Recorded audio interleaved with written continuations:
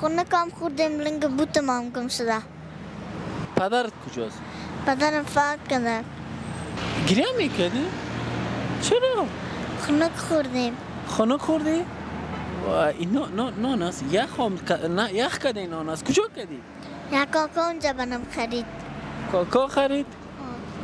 و چه خانه نمیری؟ خانه کام خوردی خانه نمیری؟ خونه کام خوردیم لنگ بوتم هم گم شده. کجا گم کردی؟ اونجا دخترکا مرا آزارم میدادن تلکم کردن بوتم گم شد. حالا میشه ششتی تا صبح؟ چه گریه میکردی؟ کار نکردیم مگه خونه کام خوردیم. خانه تان چند نفر است خانه؟ 9 نفر هستیم. 9 نفر هستیم؟ و کسی دیگه کار نمیکنه در خانه؟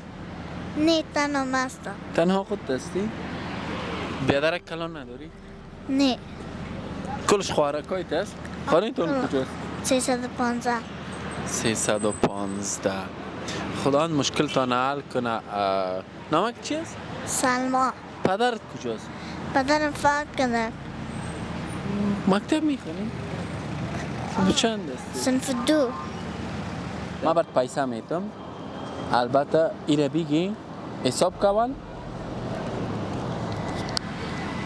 1 2 3 4 5 ای پیسه را بگی کسی پیش نگیره. خب حال خود دکانا بسته است یعنی من برات میگرفتم. برات بود بگی و خود تا انشالله ما در کنار خود نگاه میکنیم یعنی همیشه دائمی کمکت کنیم. گریه نکن. خب آفرین. گریه نکن.